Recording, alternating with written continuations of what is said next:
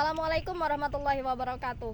Teman-teman, terkadang ketika kita mendengar kata kufur atau bahkan kafir, kita langsung tertuju kepada seseorang yang berbeda keyakinan dengan kita, berbeda agama atau bahkan berbeda golongan. Namun ternyata sebenarnya kata kufur tidak sesempit itu mencakup aspek teologis saja, tetapi kufur juga mencakup aspek etis, di mana setiap perbuatan yang menuju pada penyangkalan pembenaran, dusta atau bahkan menolak kebenaran bisa berindikasi pada kufur.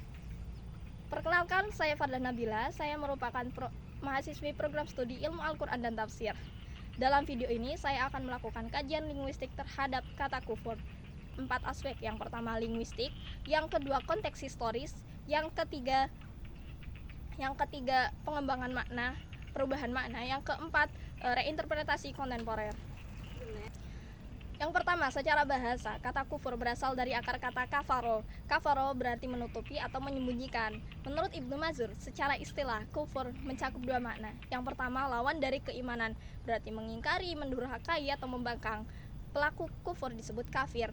Yang kedua, kufur bisa diartikan sebagai lawan dari syukur, berarti pengingkaran, penyangkalan, atau ketidakbersyukuran terhadap nikmat. Kemudian dari akar kata ini sudah terlihat jelas bahwa kata kufur kemungkinan bisa saja tidak mencakup aspek teologis, tapi juga aspek etis, di mana setiap penyangkalan kebenaran bisa berindikasi pada perbuatan kufur.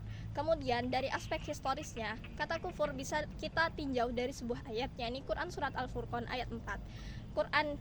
Dalam ayat ini, kufur bermakna penyangkalan, di mana ayat ini turun sebagai bantahan kaum musyrikin Quraisy terhadap kenabian Nabi Muhammad. Nabi Muhammad dituduh tidak menerima wahyu, tetapi menulis wahyu dengan bantuan orang-orang lain. Padahal telah jelas bahwa Quran memiliki aspek sastra yang sangat tinggi, sedangkan orang-orang yang membantu Nabi tidak terlalu fasih dalam berbahasa. Mereka telah mengetahui kebenaran, namun mereka menyangkalnya dan menutupinya dengan kebohongan atau kedustaan. Selanjutnya, perkembangan makna. Dalam masa turunnya Al-Quran, kufur memiliki 2 makna.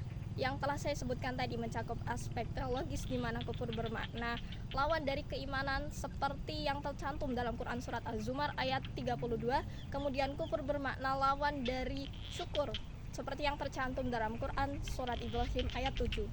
Terakhir, reinterpretasi kontemporer. Dalam konteks sosial budaya Indonesia, konsep kafir tidak hanya diartikan sebagai non-muslim saja, tetapi kufur bisa mencakup perilaku umat Islam sendiri yang menunjukkan kekufuran, kedurhakaan, dan kemaksiatan. Menurut Quraisy Shihab, secara umum, kufur merujuk pada sikap-sikap yang bertentangan dengan tujuan kehadiran dan tuntutan agama. Kemudian, Indonesia merupakan negara budaya dan sosial yang beragam. Kufur dimaknai bukan hanya sebagai suatu non-muslim, memungkinkan terhapusnya gerakan radikal yang memandang kesetaraan hanya dari konsep keberagamaan seseorang saja. Kemudian yang terakhir, dari aspek hukum, orang-orang yang korupsi, menindas, dan tidak adil, maka ia telah kufur meskipun ia seorang muslim. Kufur tidak hanya digunakan untuk menilai agama orang lain, namun menjadi introspeksi diri seorang muslim.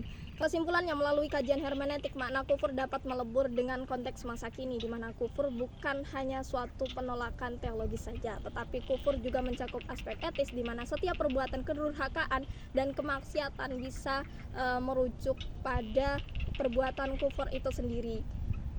Bukan sekedar label bagi non-muslim, tetapi juga kritik terhadap perilaku menyimpang seperti korupsi, ketidakadilan, dan radikalisme yang terjadi karena umat muslim itu sendiri. Dari saya, terima kasih. Wassalamualaikum warahmatullahi wabarakatuh.